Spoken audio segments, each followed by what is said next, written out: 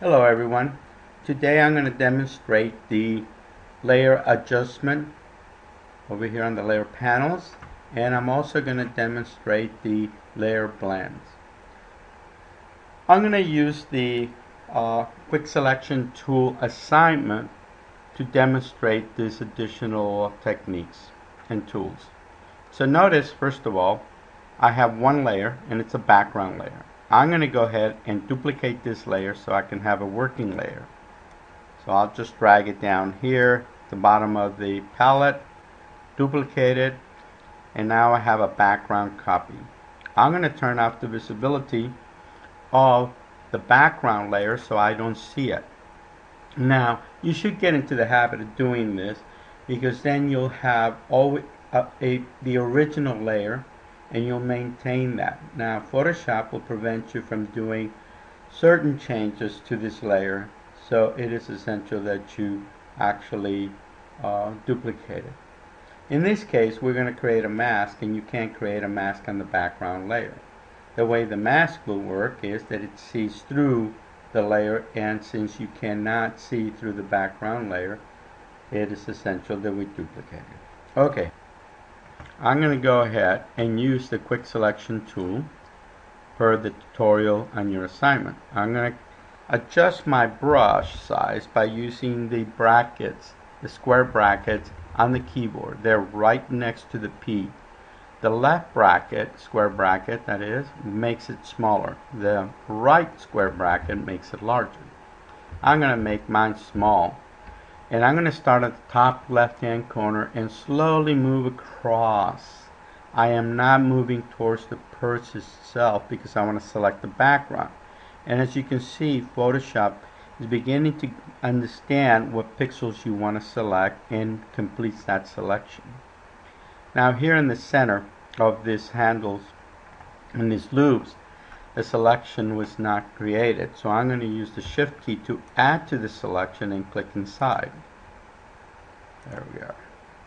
Now there's a little spot right here, so I'm going to zoom in, make my brush smaller, use the shift key to add to the selection, and for this demonstration I think it's going to be just fine. Okay, once you select the background, and you can come down here at the bottom of the palettes and create a layer mask. Now you could go here and select it, but it will reveal anything. It is best to go up to the layer menu, select the layer mask, and tell it to hide the selection. And there you go. Now if you notice on the layers, you have now the thumbnail of that layer. You also have the mask with the shape of the purse. Notice that they're linked together by this little link. You can unlink them if you want. I'm going to stretch this out so you can see. There's the name. Okay, so now I'm hiding the background here. Once I have this selected, then I can go ahead and control click inside the shape, and by control clicking inside the shape, I selected the purse itself. Okay. Now, notice what I just did. I clicked inside that mask and it highlighted to indicate that this is the working mask that I'm going to be doing any work on. Once you select it, you can come in here and adjust your selection by using black or white. Remember that black hides, white reveals. And that's fine. I have the purse selected, so now I'm going to go ahead and go down here to the bottom of the layer palette and click on the adjustment layer, and a menu pops up. I'm going to use the hue and saturation. I click on it, then I will click on colorize. Now as soon as I click colorize, whatever color is set on the hue, it will change to that color and allowing all the details to come through. I can adjust the color or change the color by moving the slider on the hue. Now the hue is the color. Saturation is how much of the color. So in this case I'm going to leave it sort of like a denim blue color, and I can slide the saturation down a little bit and it won't be so obvious. If I move it really high, it doesn't look really natural and it becomes more like a neon looking purse. Okay, well, I'm happy with that color, and at any time I can come back and double click on this, and the properties will come up and I can adjust them. I'm going to collapse this fly out menu.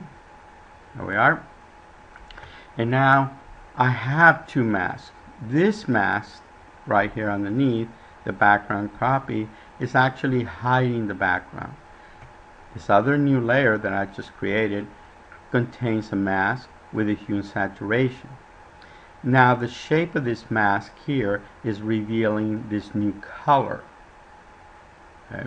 So I can then control click on this purse, right, and zoom in. I can do many other things. Right now what I'm going to do is deselect, and I'll zoom in down here. I'm going to get me a nice brush, and I'm going to use a hard brush rather than a soft brush. There we go.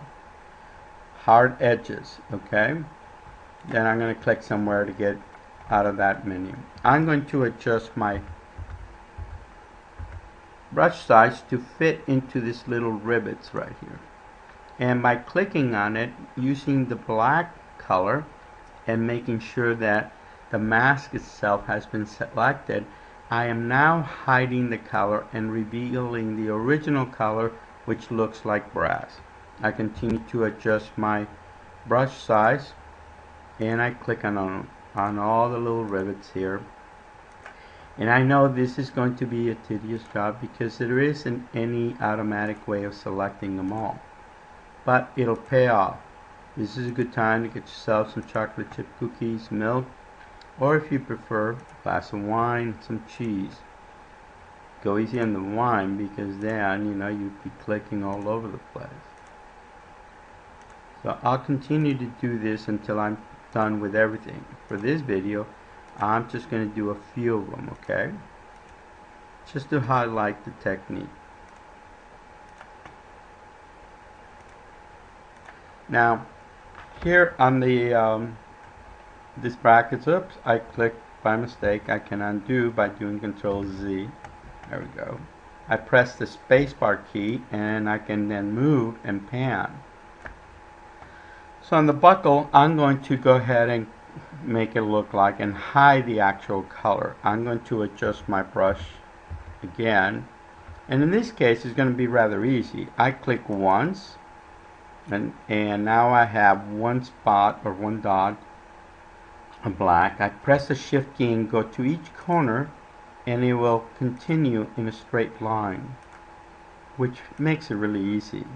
I click the last one and then let go of the shift key. I press the spacebar key to pan over to the other buckle here. There we are. I press on the brush once, press the shift key and go to each corner. And I continue the process to reveal this. Very well. So now I am hiding the color wherever I actually pressed with the brush to apply black color. And see, again, I adjust my brushes accordingly, either make them larger or smaller. Okay, so I'm going to continue, and I can continue doing this, but it'll take me some time. For the purpose of this video, I'm going to stop right here to show you some more. Now, you may say, I may want to change this color from brass to say red or something like that. So hold on the Control key, click inside the shape of the hue and saturation layer, and if you notice, you have selected, I'm going to zoom out, the entire purse.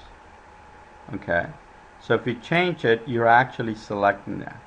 It gets tricky when you're looking at the selections, but in this case, right, I'm selecting everything that's white and not black. In this case, I want to select the actual brass color, rivets, and